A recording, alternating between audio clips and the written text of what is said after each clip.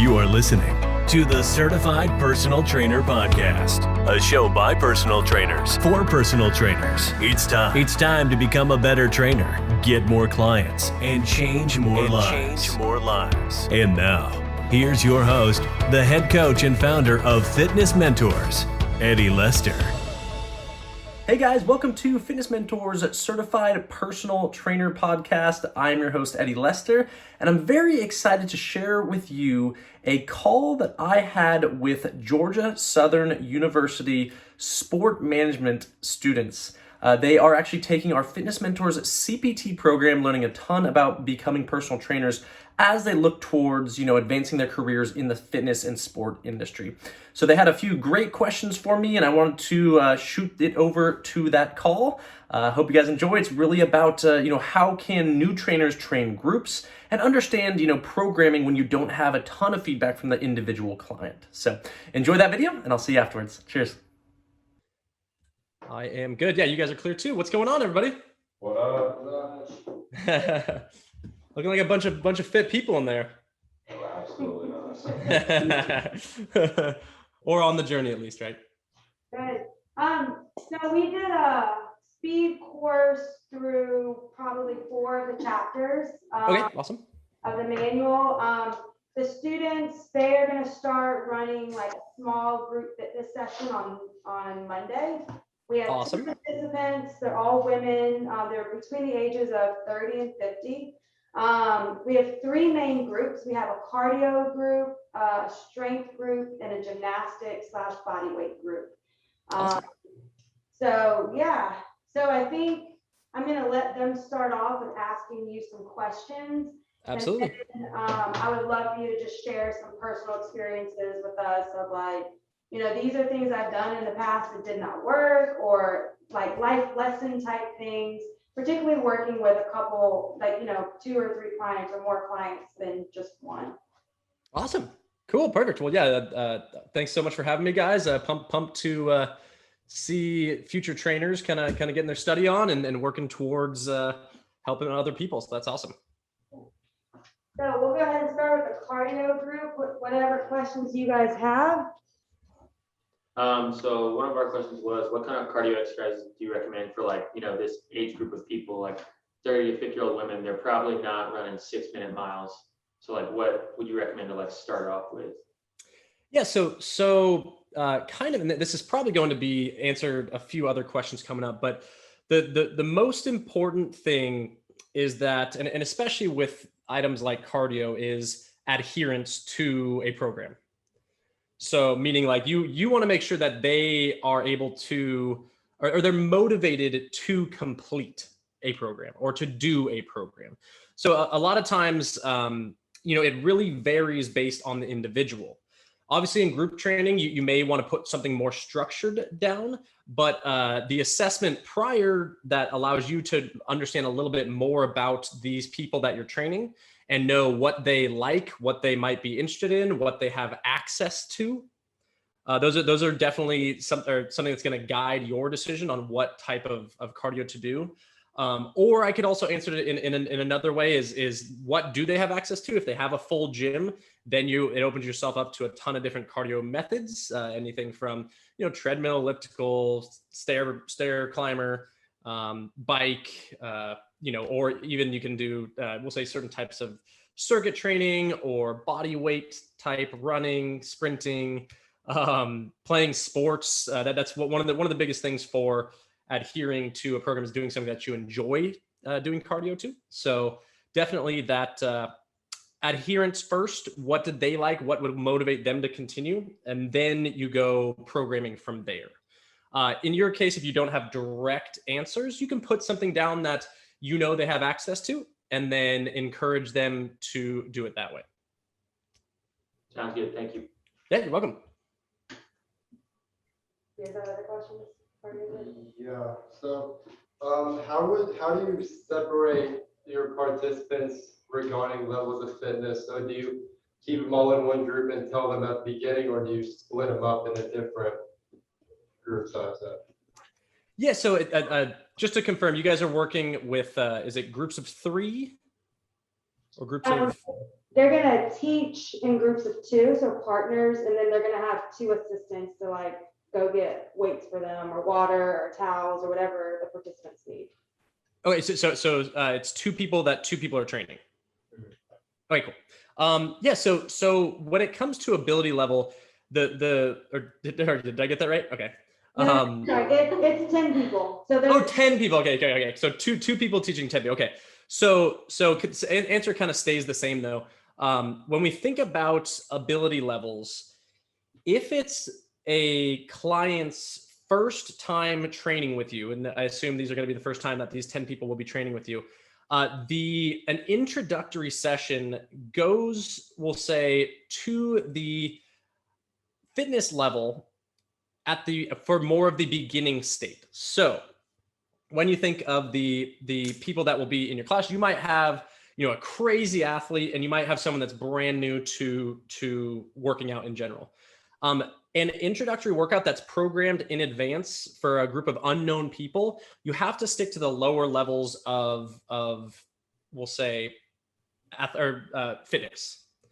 So that doesn't necessarily mean you can't kick the athletes' butt by encouraging them to do more reps while you go through a baseline level, entry level fitness program. But for the newer people, that's kind of what the initial program is focused on. And then you, as the trainer, in your second, third, fourth, fifth sessions, you're going to get a good idea of where the fitness level is collectively. And then you can modify based on that. But as you kind of know, for the GPP level or that introductory level of training, when you think of kind of full body workouts, 1 to 2 sets per body part, or sorry, 1 to 2 sets per exercise, and then maybe 1 to 2 exercises per body part. More, we'll say, complete movements involving multi-muscle groups, or we'll say multi-joints, more in that full body feel. And that right there can, when you think of full body workouts, that's going to increase the heart rate of anyone, regardless of fitness level. So if you do see someone that looks like they're just like, this is way too easy, I'd rather push it, encourage them to do a few extra reps, or encourage them to, push themselves. And you could keep it more baseline and say, push yourself to where you feel you're getting a good workout in. Because then that kind of leaves it up to the people. Group training is going to be a little bit different than personal training in that respect, because with personal training, it's what does that person look like? How are they responding? And then you're going to prescribe or we'll say, give them the amount of work that meets their current status. But when you have a group, you have to be flexible with your teaching, and you can look around and recognize someone that might be struggling and say, you guys push this to your level of fitness. Make sure that you're feeling like you're getting a good workout. If it's too easy, push a little harder. If it feels a little bit too hard at this point, take a few extra breaks. Those sort of things are really good ways to monitor a whole group for intensity. I have another question. Would you recommend that we focus more on the tempo of the workout, or how many reps the participant should do? So with beginners, you are in a personal training one-on-one setting, you are typically more focused on a controlled tempo. When it comes to a group, which is where you guys are at, you still want to have an emphasis of, the tempos within the GPP level, which are of slower pace. But it kind of depends on the exercise you're doing too. If it's body weight squats, you can modify the tempo pretty easily to be pretty fast, or it can be pretty slow.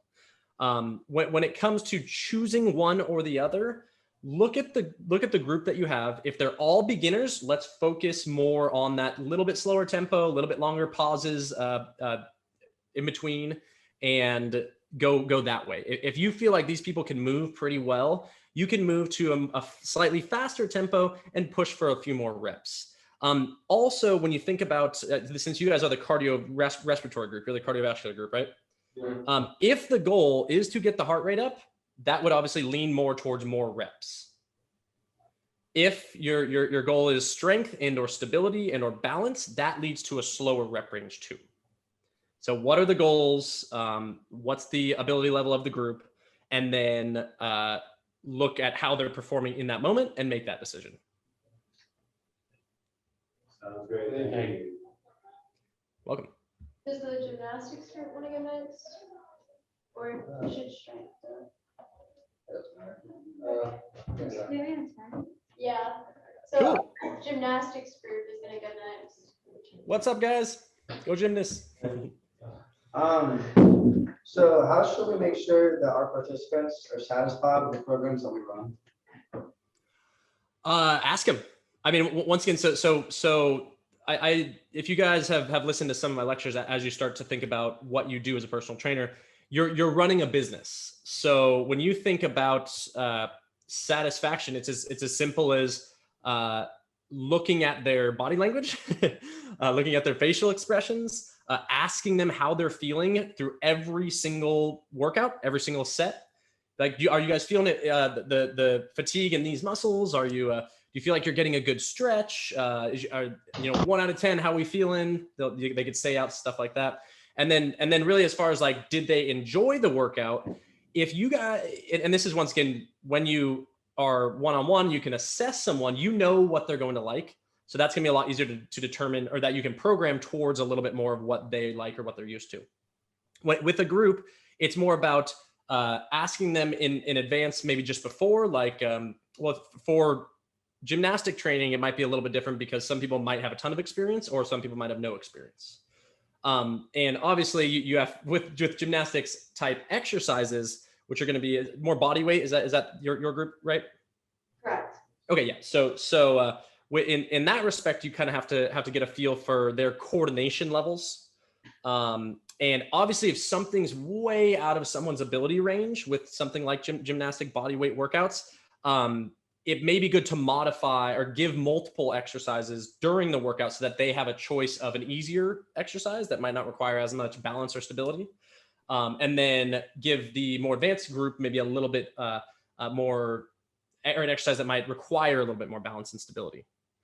But yeah, ask after the end of each workout, as a personal trainer, as a group fitness instructor, you're communicating with your clients and asking them how it went, how they feel, what would they like to change. I mean, if you want to get as granular as possible and you don't have the time, a little survey or a poll that you can connect with them on social media or send to their email address. When you think of running a business, it's all about client satisfaction. So you communicating with them directly and being as open as possible, talking to them about their experience is how you're going to make sure that they're satisfied, and you can make modifications based on those answers. All right, thank you. Yeah, you're welcome. Any other questions? No, we have one. What activation exercises would you recommend for the gymnastics group? You said activation, correct? Yes, sir. Yeah, cool. So activation, we're talking about warming up muscles that might be typically weaker. Once again, in understanding posture and postural analysis and kind of we'll say analyzing the workouts at hand, you would have to think about what exercises you're doing that day. If it's lower body, you would want to focus on activating the muscles that are typically weaker. And when you look at the overhead squat assessment chart, which you guys learned in chapter 1, you're going to see a combination of upper and lower body muscles that are commonly considered weak based on certain aspects of the overhead squat. When we think of, let's say it's a lower body kind of body weight day, you want to look at, well, what needs to be activated that's typically weak, and or what are the largest muscle groups that we're using here that would want to be turned on a bit before we get into higher intensity levels of exercise. And I know you guys can look in your books and figure that out, but commonly you think of the gluteus medius, gluteus maximus oftentimes. You have, depending on the postural analysis, you could have even adductors, well, adductors depending on what you see and what they're at. And then anterior tibialis for people that might be doing more squat elements. And, those kind of muscles that are commonly weak. And then obviously with body weight, and which commonly requires a lot of core, some core warm-ups as well, which, your planks, your side planks, your supermans, glute bridges, that right there is going to warm up a lot of the muscles that would, of the core. And then even some of those ones that are, we'll say, like the gluteus maximus, gluteus medius that are commonly underactive as well.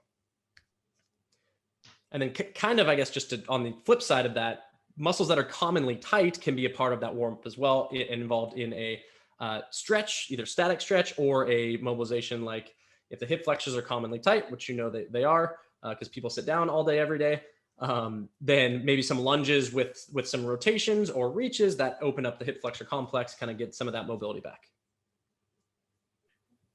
Thank you. You're welcome. So we're the strength group back here. And What's up, strength group? What up, what up, what up? And one of the questions I had was, when you're coaching the proper form for certain exercises, I feel like it's really difficult, or maybe not as effective if you're constantly telling the participant over and over again like what they're doing wrong. So telling them can be really difficult for them to like click in their mind. So what are some like strategies or tips you have for correcting form that might be more efficient or effective? Yeah, for sure. So cueing, which is what you're referring to, is giving them elements of their exercise that they might need to improve on or are doing well. Obviously, a balance of what they're doing right and what they're doing wrong is always a good idea. Really, when you think about, there's a few things here. If they cannot get something right that has potential from a strength perspective and like heavier loads to injure them, they shouldn't be doing that exercise, for sure. That's like number one. And also, if there's any pain because of the posture, what they're doing incorrect, they also should regress to a simpler exercise. And obviously you will look at your athlete, you will look at your client and determine if it's potentially dangerous with their exercise performance flaw. But from a more simpler perspective, communicating with them is very, very important. Obviously splitting up the good and the bad, but then if they are doing well, one thing at a time, 100%. Never go like, I want you to during your squat, I want you to keep your back a little flatter while, really trying to put the weight on the balls of your feet. And then also, retract those shoulders and put your neck back. It's like, it's overwhelming. So one item at a time. That's obviously most important to preventing injury, or that is could be considered a bad flaw. And then one thing at a time during the exercise, and then you could explain why you mentioned that after that exercise. And then once you see them kind of start to master that one element, then you can add the next element of, okay, so yeah, while your back was arching a little bit too much, so I want you to try to tuck in the core a little bit. They nail that, everything looks good. Then it's like, okay, hey, next sort of thing, like that was awesome, great work. You really did that great on that particular rep. Then it's like, oh, okay, so next thing is, like how you kind of roll your shoulders back. I want you to kind of squeeze your shoulder blades together while trying to tuck in that core once they have one thing mastered. When it comes to strength, your client typically is not going to be in the strength phase unless they have some basic coordination, which is what you learn in the GPP level. So typically you won't need to do a ton of correcting with people that move into that strength phase. And obviously there is a difference between hypertrophy and maximal strength. So if they're really trying to gain muscle, they don't have to go crazy heavy loads, and if their posture is not good. So you can always decrease the weight and make the muscle fatigue more in that hypertrophy rep ranges of 6 to 12. But when you're thinking about maximal strength, you better be with an athlete or a client that has good form, has great core strength, and you can assess that, in your levels leading up to strength. Thanks for that feedback, first of all. I guess our second question would be, we're working with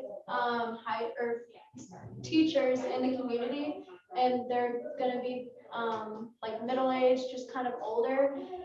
And since we're the strength group, typically when you think of like strength workouts, you think of using a bar and using heavy lifting and heavy weights. Obviously, we're not going to try to push them to do that in the beginning stages, but I think, like, especially with that generation, there's a mindset that women that lift weights can get bulky or it can be unattractive. And how would you help like combat that stereotypical idea and encourage them to like want to try the heavy lifting and want to like participate in those kind of exercises?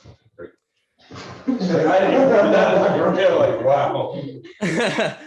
So to address your first part of that question, which was 30 to 50-year-old females doing strength workouts without, we'll say, heavier weights. When you think of strength workouts, the primary focus is more or less singular muscle groups. So like a chest press, but a chest press doesn't have to be with heavier weight, with a barbell, with a dumbbell. It could be as simple as a push-up that challenges the client towards the rep ranges of the strength phase. So I've done strength with, we'll say a 35-year-old overweight female that had no interest in doing strength, in the sense of she didn't really know what she wanted. And we went more like, after we progressed through those first few phases, we actually went into that because she noticed that she was getting stronger in certain areas. So I was like, let's just try this. And she was able to, well, let me put it this way. She couldn't do a push-up from the floor, but she could deadlift 200 pounds. So when you think about progressing each person and each body part, that's where, obviously what equipment do you have? And if you don't have equipment, then it's just a modification to how can you load them, we'll say, in different ways that still kind of emphasize the strength acute variables. So the types of exercises matter. When you're limited on equipment and you don't have barbells or you don't have dumbbells and you don't have kettlebells, you don't have, we'll say, heavier items, think about what can challenge them in the same acute variables that can be, we'll say, for instance, let's say a strength phase element comes and you don't have a barbell, but someone can squat plenty of weight. A single leg pistol squat is a very challenging and can be a strength exercise, but it doesn't require any weight. But if you take two legs with 200 pounds and you remove, that's 100 pounds on each leg. If you remove 1 pound, that's an extra 100 pounds of weight going to that other leg. So you kind of have to be creative in that respect. And obviously my guess is these are all relatively beginners that you guys are going to develop a strength training program for. Think about simpler movements relative to the GPP phase that emphasize one body part at a time, I guess, as far as the programming goes. Then when you think of the element of clients' thoughts and predispositions to exercise stereotypes, these all kind of work on an individual sort of thing with each client. If it's a collective group that you're working with that says we don't want to lift heavy things, then you modify, but stick to the acute variables of the phase. When it comes to changing someone's mind about something in that respect, you guys are the expert. You're the ones that have done the studying. And oftentimes, we'll say with female trainers coaching female clients that have, we'll say the female trainer has gone through programs and they know it doesn't make them, overly bulky. That's a one-on-one N=1 sort of experiment to say, well, look at me. I do tons of heavy lifting and I don't look like a bodybuilder per se. And then that's the thing with that one, it's all, what is the person worried about mainly, and addressing those issues and asking them questions around it, and then sharing your knowledge as the expert with them around fitness. And I've gone as far as showing the workouts of an Instagram bodybuilder that was female that you would see her doing all the heavy lifting, and then she would say, oh, I love her look. And be like, okay, well, let's look at her Instagram and see the types of exercise that she does. And they obviously would not lead to her looking bulky, but they are, heavy lifting typically.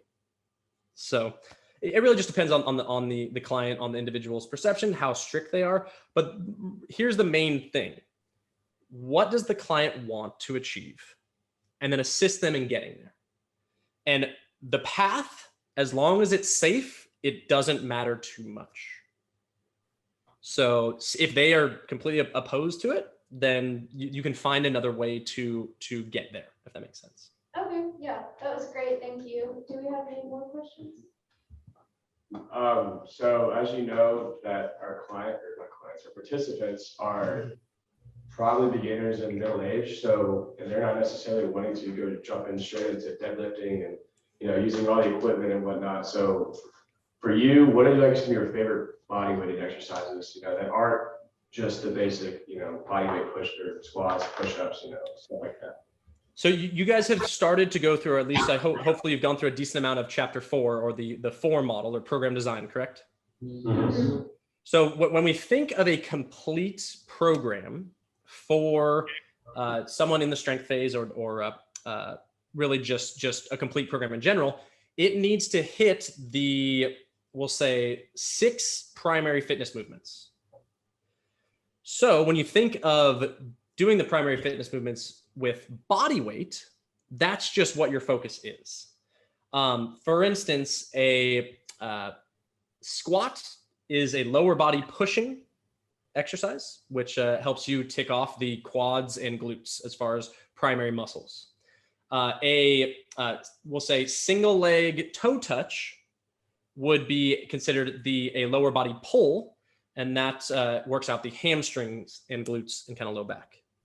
So therefore, you have almost the entire lower body completed as far as the primary muscle groups or the primary fitness movements. When you think about accessory movements, you can include, toe raises or calf raises for the lower leg. Then when you think of the upper body, you have your upper body horizontal push, your upper body horizontal pull, your vertical push, and then your vertical pull. So when you don't have any equipment, you do have to get more creative in those respects. But when you think of putting together a complete program for these people, what a upper body horizontal push, I'm sure you guys know, would be a body weight. This is a quiz. Throwing a quiz question. So yeah, horizontal push with body weight. Push-ups? Yeah, push-ups. Okay, good. A horizontal pull with body weight might be like a body weight pull with a hanging under a bar. So that's one of my favorites for a horizontal pull in that respect. Then you have a vertical push, meaning pushing overhead. Something as simple as, arm circles, not that is a great exercise, but can be considered an upper body push because you're focusing on the deltoids and something pushing vertically. If you want to go insane CrossFit style, handstand push-ups is a great vertical push. Yeah, but for this population, probably wouldn't be the right thing. But if you guys have light weights or a medicine ball, you can do overhead exercises with a medicine ball. Or light weights, if they're 5-pound weights, you can do lateral raises, which are kind of that vertical pushing as well.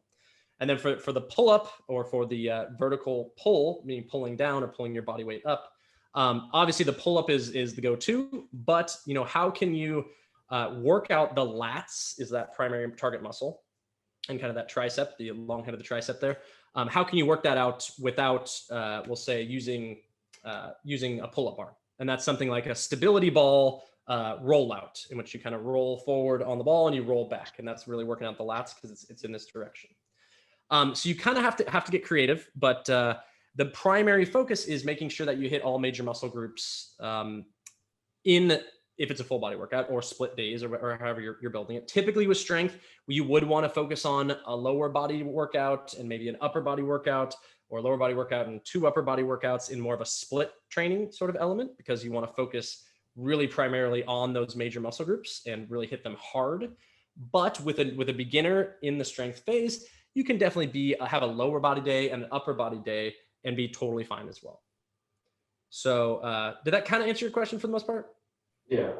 Okay. Yeah. I mean, my favorite exercises when you think of just lightweight body weight, one that you guys might not know of is like a arm overhead Romanian deadlift, or just basically like an L. You're basically arms overhead and you lean forward with your legs kind of staying in a straight spot. You have like toe touches, single leg toe touches, obviously push-ups. You have your body weight rows. Actually in a bent over position, standing up, you can do your T's and your Y's to get the upper back. And yeah, the ball rollouts are great. Actually, use an ab wheel to kind of focus on the lats there in that frontal plane, or sorry, sagittal plane. But it's really just about being creative and doing things you know they would like that aren't too difficult, because they're the priority for sure. Yeah, I was about to say, thank you so much. I think that was it for our group. Cool. Yeah, so if you can share some different experiences you've had. We only have a few more minutes in class. But yeah, just some like learning experiences, like, oh, I did this once, I'll never do it again, or and then just some recommendations. I have one person, she's gonna slip out. She's another place she has to be soon. Yeah. So do most of you want to get into one-on-one personal training?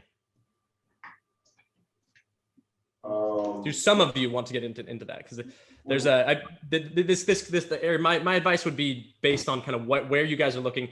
Is this a career path for you guys as far as fitness and health? No. It's an experiment, so they're now learning. They're all sport management majors. Okay. Business of sport is what they're interested in. I teach sport management, obviously, but like my side gig is personal training, Okay, yeah. things like that. So trying to just bring them into new sources of revenues and different ideas and stuff like that. Love that, because that changes everything. Because I don't want to give you guys personal training tips right now. So get clients now. But okay, so when we think of, this is good, because some of you guys may want to get into, sport management. Throw out some career paths that you guys like around that, or if anybody knows a specific one they want to go to. Athletic director, great. What else? So maybe a strength and conditioning coach, maybe. Okay, yeah. So okay, in that respect, and maybe owning your own strength and strength training facility, something like that. Yeah. But right now, coach. But I guess with what we're doing, you can apply with strength and conditioning. Okay. What else? Manager. Event planning. Okay, for sports events. Yes. Okay, cool. Okay, so I guess I'll go more career based, but one of the baseline sort of elements of sports management is obviously understanding the sport and or activity type that you are going to be, we'll say, working with, and getting a really good grasp of your, we'll say, the type of sport or the type of activity that you're going to do, and actually participating in it and learning how, utilizing this type of knowledge, you can improve that sport, is kind of one of the funnest things about being in the sports industry, we'll say. So something I definitely encourage is as you go through this course and you apply some of this information, how does it apply to the career path that you want to take? So when it's related to strength and conditioning coach, this is going to be spot on with the type of knowledge that you're going to need to have to coach people. When it comes to managing or we'll say event planning for sports, what is going to assist those athletes in preparation at your event site for performing that sport? So what exercises do they do for warm-ups? Are you going to need to have bands or specific types of weights for that particular sport? When it comes to sports management or running a facility, this is where you get into revenue streams of a fitness and sport facility. Is personal training going to be included in that? Absolutely.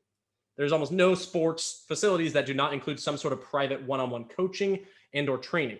You having a good knowledge of how that works, even if it's on more of the scientific side like this, that is important for you to be able to recruit personal trainers and talk to people around what personal training is and why they should do it in your specific sports center. And then I think there's one other we'll say career path, but really how does this apply to your future career and what you want to do?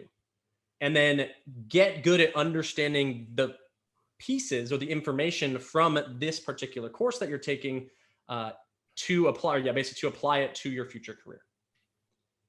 Because that's really where the fun is in working towards a specific career path. And to be honest, a lot of you guys might think you're on one specific path, but also this type of information, you can have a very successful career and as a personal trainer too. So when you think about learning this information, this is, in my opinion, one of the greatest sneaky careers to have, because not only are you going to be able to understand your health better, but you're going to be able to help other people with their health, whether it be your family members, whether it be, you know, your grandma, whether it be friends, whether it be that you just want to have fun on the weekends and run a boot camp or hiking club with your friends, whatever it may be. Those sort of things is where fitness becomes fun, and you having that baseline knowledge of how to run and, or we'll say safely perform fitness and sport is a great tool to have in your toolbox. As always, thanks for listening to the Certified Personal Trainer Podcast.